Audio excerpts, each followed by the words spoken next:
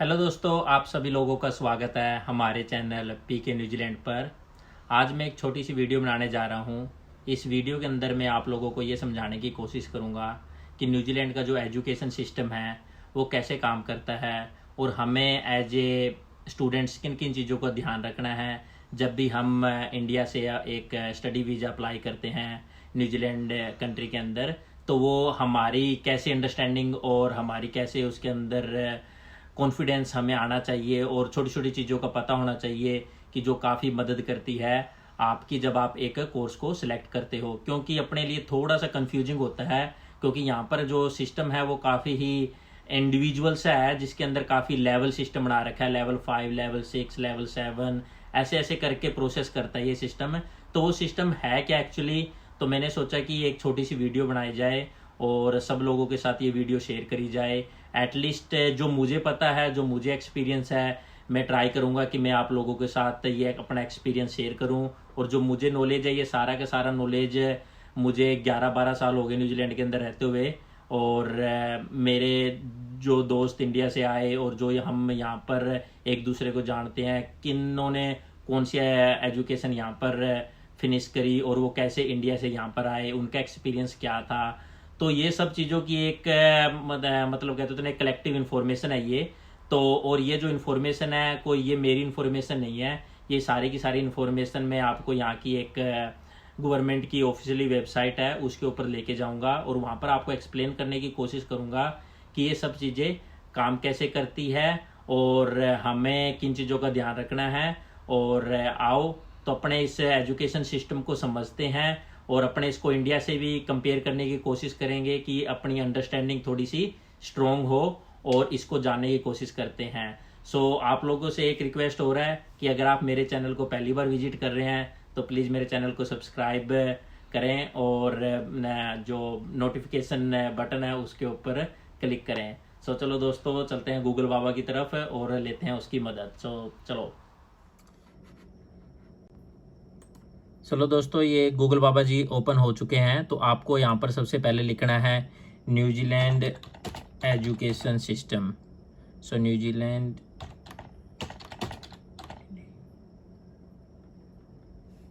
Education system. जैसे आप New Zealand education system लिखोगे तो इस पेज के ऊपर आपको मल्टीपल लिंक्स मिलेंगे। तो इनमें से आपको जो सिलेक्ट करना है वो मैं आपको बताता हूँ। वो है ये वाला, how the New Zealand education system works, NZQA। NZQA का फुल फॉर्म है न्यूजीलैंड क्वालिफिकेशन अथॉरिटी। तो आप इस लिंक के ऊपर क्लिक करें और ये गवर्नमेंट की एक ऑफिशियली वेबसाइट है, इससे कि आप यहाँ का एजुकेशन सिस्टम को समझ सकते हैं। तो अपने इसके ऊपर क्लिक करेंगे तो जैसे आप इसके ऊपर क्लिक करोगे तो एक नया पेज ओपन हो जाएगा NZQA का। तो इसके ऊपर आपको लगभग न्यूजीलैंड स्टडी से रिलेटेड, एजुकेशन सिस्टम से रिलेटेड सारी इन्फॉर्मेशन आपको लगभग यहाँ पर मिल जाएगी। तो मैं इसका थोड़ा सा साइज बड़ा कर लेता हूँ इस पेज का, तो जस्ट ऑलराइट, ये सही रहेगा इतना। हाँ, तो अभी अपने देखेंगे how the New Zealand education system works. तो चलो मैं आपको थोड़ा सा ये समझाने की कोशिश करता हूँ।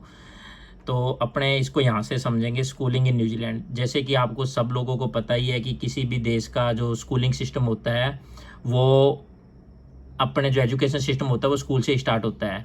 तो जैसे कि इन देशों के अंदर भी सेम ही सिस्टम है। तो जो पहली क्लास होती है ये उसको ईयर 1 कहते हैं, अपने इंडिया में उसको फर्स्ट क्लास कहते हैं। दूसरी क्लास को अपने दूसरी क्लास कहते हैं और ये लोग उसको सेकंड ईयर कहते हैं। तो ऐसे करके ये अपनी स्कूलिंग को कंप्लीट करते हैं टिल 13 ईयर तक। तो 13 क्लास तक ये लोग अपनी पढ़ाई स्कूल में करते हैं और अपने इंडिया में क्या करते हैं 1 से 12 की पढ़ाई अपने स्कूल में करते हैं। तो यहाँ पर 13 तक होती है, लेकिन यहाँ पर ये लोग उसको ईयर कहते हैं। वैसे आपको इस चीज़ का ध्यान रखना है।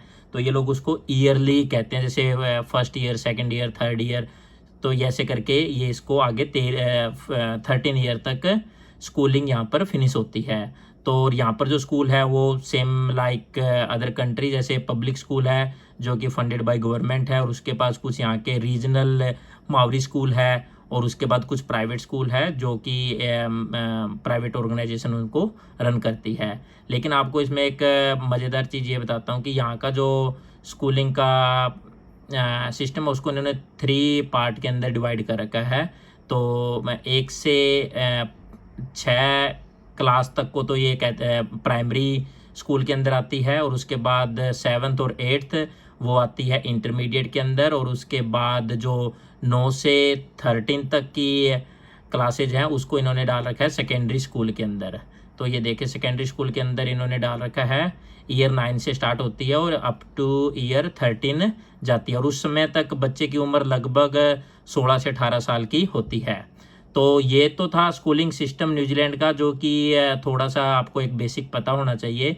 इसके बाद मैं आपको समझाता हूँ कि जो इनका यूनिवर्सिटी का सिस्टम है वो कैसे चलता है और कैसे अपने उसको समझ सकते हैं, क्योंकि अपने को वो समझना थोड़ा ज़रूरी है, क्योंकि अपने वहीं से अपना करियर न्यूजीलैंड के अंदर स्टार्ट होगा एज ए स्टूडेंट। तो अपने उसको समझने से पहले मैं आपको एक छोटी सी इन्फॉर्मेशन और देता हूँ कि इन देशों के अंदर जैसे अपने इंडिया के अंदर अपने 10वीं के बाद अपना करियर अपने स्टार्ट करते हैं, एक फॉर्मल एजुकेशन अपने गेन करने की कोशिश करते हैं। तो जैसे 10वीं के बाद अपने या तो अपने आर्ट्स लेते हैं, या अपने साइंस लेते हैं, या अपने नॉन मेडिकल लेते हैं, या अपने कॉमर्स लेते हैं। तो ऐसे करके अपना एक इंटरेस्ट अपने स्टार्ट करते हैं एजुकेशन के अंदर, और उसकी बेसिक इन्फॉर्मेशन अपने को 11th और 12th में मिलती है, और उसके बाद उसकी जो डेप्थ के अंदर इन्फॉर्मेशन होती है वो अपने को जाके यूनिवर्सिटी के अंदर मिलती है, और फिर अपना करियर बनाते हैं। तो सेम लाइक इन न्यूजीलैंड, तो इनके अंदर भी जो ईयर 11 होता है, मतलब 11वीं क्लास के अंदर ही यहाँ पर आपको अपना करियर स्टार्ट करना पड़ता है। तो यहाँ पर ऐसे सिस्टम होता है, और यहाँ पर तो पहले मैं बता चुका हूँ 11वीं 12वीं और 13वीं क्लास यहाँ के स्कूल के अंदर कंप्लीट करनी पड़ती है, उसको ईयर 13 कहते हैं, लास्ट ईयर ऑफ स्कूल को। लेकिन उसके बाद जैसे ही बच्चा यहाँ पर अपने एजुकेशन स्कूल से कंप्लीट कर लेता है, उसके बाद उसको एक फॉर्मल एजुकेशन लेनी पड़ती है। तो फॉर्मल एजुकेशन आप सभी लोगों को पता ही है, जैसे अपने इंडिया के अंदर लेते हैं 12वीं के बाद या तो अपने कोई यूनिवर्सिटी को सिलेक्ट करते हैं, तो जैसे ये यूनिवर्सिटी है, और या अपने कोई पॉलिटेक्निक कॉलेज को सिलेक्ट करते हैं, या कोई प्राइवेट कॉलेज को सिलेक्ट करते हैं। तो ऐसे करके यहाँ पर भी सेम ही सिस्टम है। तो यूनिवर्सिटीज यहाँ पर काफ़ी, जैसे 1-2 यूनिवर्सिटी के नाम मैं आपको बताता हूँ। ओकलैंड यूनिवर्सिटी है, जैसे जो कि ओकलैंड सिटी के अंदर है, एक कैंटरबरी यूनिवर्सिटी है, ओटागो यूनिवर्सिटी है, और ऐसे करके काफ़ी मतलब एक मैसी यूनिवर्सिटी भी है। तो काफ़ी अच्छी अच्छी यूनिवर्सिटी है न्यूजीलैंड के अंदर भी। और ये है पॉलिटेक्निक। सो ये टी पुकेंगा ये नाम है, एक माओरी वर्ड है। उसके बाद है the New Zealand institute of skills and technology, ये है पॉलिटेक्निक। सो न्यूजीलैंड के अंदर अराउंड 15 to 16 पॉलिटेक्निक है, जो कि काफ़ी अच्छे तरीके के साथ चलाए जाते हैं, और मोस्टली स्टूडेंट्स इंडिया से लगभग इन्हीं पॉलिटेक्निक के अंदर एडमिशन लेके आते हैं, क्योंकि यूनिवर्सिटी का जो एकेडमिक रिक्वायरमेंट होती है थोड़ी सी ज़्यादा होती है, और इस कारण सबसे अच्छा वे है कि आप एक पॉलिटेक्निक को ही सिलेक्ट करें। काफ़ी अच्छे कॉलेज होते हैं, काफ़ी फुली मतलब लैब और सब कुछ उनके अंदर आपको मिलेगा, और जॉब प्लेसमेंट में भी मदद करते हैं अगर आप अपने पढ़ाई में अच्छे हो तो। और उसके बाद कुछ जैसे प्राइवेट ट्रेनिंग इस्टेब्लिशमेंट्स, ये भी कॉलेज है, लेकिन इन कॉलेजों को मत सेलेक्ट करें, क्योंकि ये कॉलेज ज़्यादातर बिजनेस ही बनाया गया है, स्पेशली बच्चों को दूसरे कॉलेज मतलब दूसरी कंट्री से ले आके यहाँ पर मतलब स्टडी वीज़ा के लिए उनको इन कॉलेजों के अंदर इन करा दिया जाता है। तो ये कॉलेज ज़्यादातर मतलब बड़े नहीं होते एक तो, और इनके अंदर आपको ना तो मल्टी कल्चर देखने को मिलेगा, ना तो इनके अंदर कोई गोरे बच्चे पढ़ते हैं। सिर्फ इसके अंदर आपको लगभग, आप इंडिया से आओगे तो लगभग आपको सारे के सारे इंडियन बच्चे ही इसमें आपको यहाँ पर मिलेंगे, और ज़्यादा बड़ी बिल्डिंग नहीं होती हैं। तो इस कारण आप इन कॉलेजों से बचे, तो आप टारगेट करें कि आप पॉलिटेक्निक को ही सिलेक्ट करने की कोशिश करें। और उसके बाद मैं आपको समझाता हूँ इसका जो यूनिवर्सिटी की एजुकेशन और ये पॉलिटेक्निक की जो एजुकेशन है, ये जिस फ्रेमवर्क पे चलती है वो है NZQF, उसको कहते हैं द न्यूजीलैंड क्वालिफिकेशन फ्रेमवर्क। और इसको कौन मॉनिटर करता है? इसको मॉनिटर करता है NZQA। तो इसके स्टैंडर्ड इनको फॉलो करने पड़ते हैं। NZQA जैसे कि मैं आपको समझाऊं इंडिया के हिसाब से, जैसे अपने लगा लो एक तरह से CBSE बोर्ड है, तो एक सेंट्रलाइज एजुकेशन बोर्ड है कि जो मतलब अपने स्टैंडर्ड सेट करता है, और इन यूनिवर्सिटी को, इन पॉलिटेक्निक को, इन PT को वो सारे के सारे फॉलो करने पड़ते हैं। लेकिन इसके अंदर एक इंटरेस्टिंग चीज़ आएगी जो कि अपने को समझनी है, वो मैं आपको समझाता हूँ। Understanding the NZQF। तो मैं इसके ऊपर क्लिक करता हूँ। जैसे ही मैं इसके ऊपर क्लिक करूँगा तो ये नेक्स्ट पेज ओपन होगा। ये है सारा का सारा NZQF के बारे में। तो अगर आपको ये कंप्लीट पढ़ना है तो मैं इसका डिस्क्रिप्शन में इसका लिंक लिखूंगा NZQA का वेबसाइट का, तो आप वहाँ पर जाके क्लिक करके इसको अच्छी तरह से थ्योरेटिकली अच्छी तरह से पढ़ सकते हैं। लेकिन मैं आपको इसमें सबसे इंटरेस्टिंग चीज़ जो बताने वाला हूँ पहले तो ये है कि हाउ NZQF वर्क। इसके अंदर देखे कि NZQF was one of the first qualification framework in the world था ये, तो ठीक है। और इसके अंदर जो मेन चीज़ है मैं वहीं पे जाता हूँ सीधा, क्योंकि वो हमेशा अपने को कंफ्यूज करती है। क्योंकि जब भी आपके पासपोर्ट पर या आपको वीज़ा रिसीव होता है एज ए स्टडी वीज़ा, तो उसके ऊपर ये लिखा मिलेगा आपको diploma in level 5, diploma in level 7, diploma in level 8। लेकिन अपने को पता नहीं लगता कि ये लेवल सिस्टम काम कैसे करता है, क्योंकि जब हम आए थे तो हमारे पासपोर्ट के ऊपर भी ये लिखा हुआ था, तो हमें कभी नहीं पता लगा कि इनका मतलब क्या है और ये कैसे काम करते हैं। तो मुझे तो काफ़ी कन्फ्यूजन थी जब मैं शुरू में आया, लेकिन कुछ अवेयरनेस नहीं थी तो कुछ नहीं पता था, तो आए और हमने तो अपनी एजुकेशन कंप्लीट कर ली थी। But now in this day, आजकल तो इंटरनेट आया हुआ है, तो आपको एटलीस्ट पता होना चाहिए चीज़ें काम कैसे करती है। तो चलो ये आ गया अपना ये वाला qualification type on the NZQF, ये समझते हैं। मैं आपको ये समझाता हूँ। इसके अंदर देखो जो न्यूजीलैंड की एजुकेशन है ना, इसको इन्होंने लेवल 10 तक मैक्सिमाइज कर रखा है कि लेवल 10 तक की एजुकेशन आपको न्यूजीलैंड के अंदर मिलेगी। और स्टार्ट कहाँ से होती है? स्टार्ट होती है लेवल 1 से। सो लेवल 1, 2, 3 ये आपको यहाँ की स्कूलिंग में हो जाएगा। तो मतलब 11वीं के अंदर आप लेवल 1 कर लोगे, 12वीं के अंदर आप लेवल 2 और 13वीं के अंदर आप लेवल 3 कर लोगे। उसके बाद के जो प्रोसेस स्टार्ट होती है वो होती है यूनिवर्सिटीज़ के अंदर। तो यूनिवर्सिटीज़ के अंदर या पॉलीटेक्निक के अंदर या प्राइवेट या PTE के अंदर, जो प्राइवेट कॉलेज होते हैं उसके अंदर। तो अपने जैसे इंडिया के अंदर आप अपने 12th फिनिश कर लेते हो, एक तो ये सिनेरियो होता है, और एक सिनेरियो होता है या आप अपनी ग्रेजुएशन कंप्लीट कर लेते हो। जैसे कि 12th फिनिश करने के बाद आपको इंटरनेशनल स्टडी अप्लाई करनी पड़ती है। तो आपको ये लोग इसको जैसे 5th लेवल 5 को ये UG कोर्स कहते हैं, अंडर ग्रेजुएट कोर्स। तो आपको आफ्टर 12th लेवल 5 के अंदर आपको एडमिशन मिलेगा और उसके बाद आपको लेवल 6 करना पड़ेगा, क्योंकि ये न्यूजीलैंड इमिग्रेशन की रिक्वायरमेंट है कि आपको UG कोर्सेज की 2 साल की स्टडी करनी पड़ेगी। तो आपको लेवल 5th और लेवल 6th करना पड़ेगा न्यूजीलैंड के अंदर। फिर उसके बाद आपको जाके पोस्ट स्टडी वर्क वीज़ा मिलेगा और फिर आप अपना करियर न्यूजीलैंड के अंदर स्टार्ट कर सकते हो। लेकिन कुछ कोर्स PG कोर्स भी होते हैं। वो कोर्स कब होते हैं? वो कोर्स जैसे इंडिया से आपने ग्रेजुएशन कंप्लीट कर लिया, जैसे एग्जांपल के लिए आपने BTech कर लिया, BCA कर लिया या BBA कर लिया, तो उसके बाद आपको ग्रेजुएट डिप्लोमा जो भी आपकी एजुकेशन है, लाइक बिजनेस है, IT है, या आपने जो भी पढ़ाई के अंदर कर रखा है, तो उसके हिसाब से आपको डिप्लोमा लेवल 7 मिलेगा। ठीक है, तो लेवल 7 मिलेगा। तो फिर आप, लेकिन कभी कभी क्या होता है कि ये डिपेंड करता है कि आपको डिप्लोमा लेवल 7 मिलेगा या लेवल 8 मिलेगा। अगर यहाँ जब आप स्टडी के लिए अप्लाई करते हो इन कॉलेज के अंदर, और इन कॉलेज का जो एजुकेशन डिपार्टमेंट है, जो स्टडी डिपार्टमेंट है, वो आपकी बैचलर की डिग्री को रिव्यू करेगा। अगर उसको लग रहा है कि आपके पास इनफ नॉलेज है लेवल 5 की, लेवल 6 की और लेवल 7 की आपकी ग्रेजुएशन के अंदर, तो आपको लेवल 8 दे दिया जाएगा, पोस्ट ग्रेजुएट डिप्लोमा। अगर आपको नहीं है, ठीक है, अगर उनके हिसाब से आपको लग रहा है कि यार इस बंदे को अभी तक इतनी इन्फॉर्मेशन नहीं है कि हम इसको लेवल 8 दें, तो फिर वो आपको ग्रेजुएट डिप्लोमा लेवल 7 मिलेगा। ठीक है, तो ऐसे करके ये UG कोर्स और PG कोर्स काम करते हैं, और उसके बाद मास्टर डिग्री और उसके बाद PhD की डिग्री आप ले सकते हो। और ये लेवल 10 तक आप मैक्सिमम यहाँ पर एजुकेशन कर सकते हो।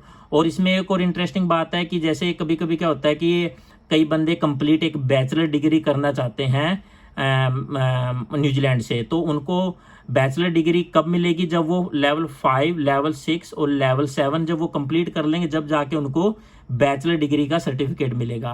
अदरवाइज जो बच्चे इंडिया से स्ट्रेट अपनी ग्रेजुएशन कंप्लीट करके आएंगे, तो और उसके बाद उनको यहाँ पर सिर्फ एक डिप्लोमा करना है, क्योंकि और आपको 1 ही साल का डिप्लोमा करना है पीजी कोर्स के लिए। तो अगर पीजी कोर्स के लिए अगर आप डिप्लोमा 1 साल का करोगे तो आपको ग्रेजुएट सर्टिफिकेट मिलेगा, आपको बैचलर डिग्री नहीं मिलेगी, क्योंकि आपने लेवल 5th और लेवल 6th न्यूजीलैंड के अंदर नहीं किया, वो आपने दूसरी कंट्री के अंदर किया है।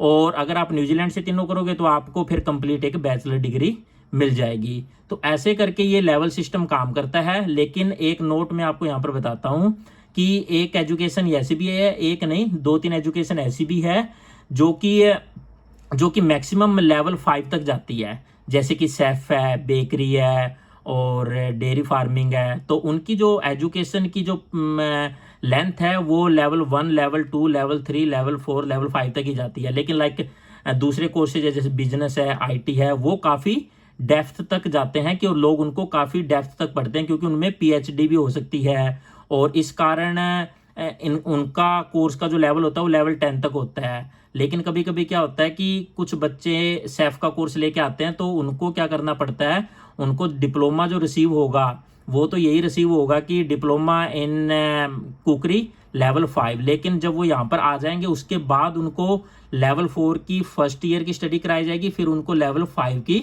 स्टडी सेकेंड ईयर करवाई जाएगी। तो सेम लाइक बेकरी के अंदर भी ऐसे ही होता है।